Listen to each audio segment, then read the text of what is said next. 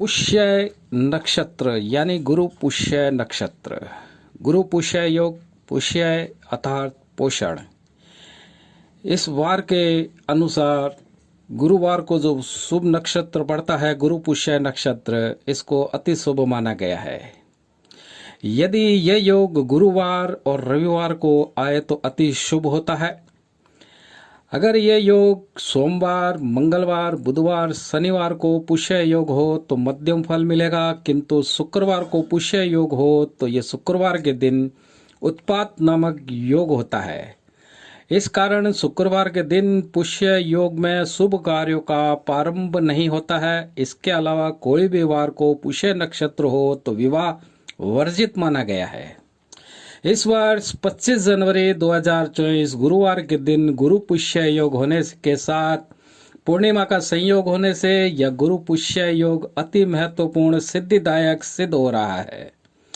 25 जनवरी 2024 गुरुवार को सुबह 8:16 से 26 जनवरी 2024 शुक्रवार को सुबह 7:12 तक गुरु पुष्य योग है। अधिक समय शुद्धि हेतु अपने स्थानीय पंडितों से जानकारी ले सकते हैं। इस गुरु पुष्य योग में अमृत सिद्धि, स्वार्थ सिद्धि जैसे योग बन रहे हैं। पूर्णिमा व गुरु पुष्य योग होने से यह दुर्लभ योग भाग्य में जीवन में कभी कभार आता है। इस 25 जनवरी को आप श्री गणेश पूजन, श्री विष्णु भगवान का पूजन व लक्ष्मी जी का पूजन, साथ ही चंद्रमा का पूजन अभिषेक करेंगे तो आपको अक्षय फल की प्राप्ति होगी। इस अवसर पर कई प्रकार के ज्योतिषीय, ग्रह नक्षत्र आदि उपाय, धन प्राप्ति के उपाय, कर्ज मुक्ति के उपाय, अभिष्ट सिद्धि के उपाय, मंत्र जप का स्तोत्र किया जाता है। इस अवसर पर आपको इस दिन व्रत आदि रख करके सुबह स्नान आदि कर स्वच्छ होकर के अपने पूजा स्थल की साफ सफाई करके आसन लगा करके अपने पूजा स्थल पर विराजमान होकर के श्री महालक्ष्मी, श्री विष्णु और गणेश भगवान का पूजन करना चाहिए। यदि आपके पास में सुमेरु सूर्य यंत्र हो तो अधिक उचित है। यदि सुमेरु सूर्य यंत्र ना हो तो चांदी के सिक्के के ऊपर महालक्ष्मी, श्री विष्णु भगवान और गणेश का पूजन कर सकते हैं, साथ ही अभिषेक कर सकते हैं। इस योग में धन आने के मार्ग को सुगम बनाने हेतु श्री यंत्र के ऊपर 16 अभिषेक संपुटित श्री सूक्त से करने से जीवन के अंदर धन के मार्ग खुलते हैं, आर्थिक व धान्य स्थिति सुधरती है, अन्न धन मंगल में वृद्धि होती है। इस गुरु पुष्य योग के अंतर्गत आप 32 दिन का श्री सूक्त का अनुष्ठान उठा सकते हैं संकल्प लेकर के, या 16 दिन का भी अनुष्ठान इस दिन संकल्प लेकर के उठा सकते हैं।